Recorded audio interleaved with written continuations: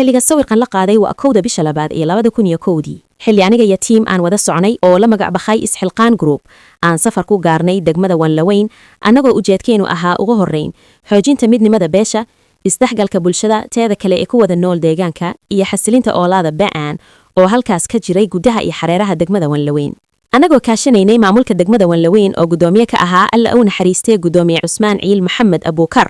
oo door muuqda ka qaatay badaalada nabadeed Wanlaweyn waxaan joognay muddo 8 bilooda wax badan ayaa inoo qabsoomay waxaan doobnay nabadoon kuna talidoona dhammaan deegaanada koonfur galbeed muddadii halkaas joognay intaan joognay degmada waxaan qoran jirnay dhammaan falal dabiiciyada halkaas dhaco oo anaguna lagu eeday jiray maadaama meesha joogin cid siyaasad iyo dhaqan baa u ku matashay beesha gaaljecel falalka ugu badan oo aan diiwaan gelinay waxay u badnaayay kufsi iyo dax loo geysto gaadiidka waxaana diiwaan gelinay 38 kiis laba kaliya ayaa anagu geysnay oo kaliya halka 36 kiis ay geysatay beelaha dariska nahay ee shanta calimuud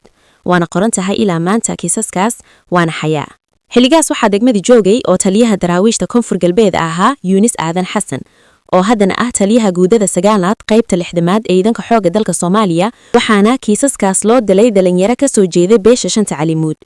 waxaa xusid mudan in wixii ka horeeyay anagu kiis kasta oo halka ka dhaco reebaajicil loo saarin jiray oo wallaahi ah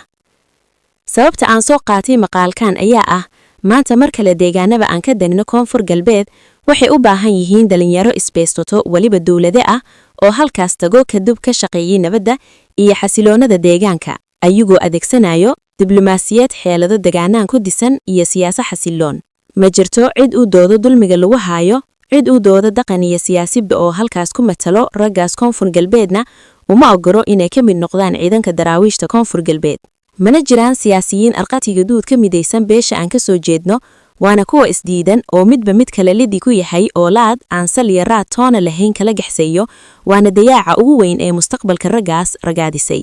raggan waa halgamaayaal dab ah qayb muuqati ka qaatay dib xorreeyinta deegaanada Yaaqbarweyne iyo Leega iyo kana saaray kooxaha khawaarijta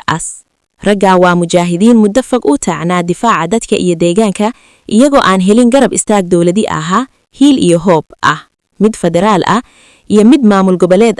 marka laga reebo cadaadis iyo dibaato loogu geysto magaca dawladnimo sanadkii 2016 ilaa maanta la marayo 2026 laga diiwaan galiyay geerida in ka badan 290 askari 8 naafa si kastaba hay ahayd dulugta qormadayda wali waxay u taagan yihiin xarnimada dadka iyo deegaanada aan ka soo jeedaan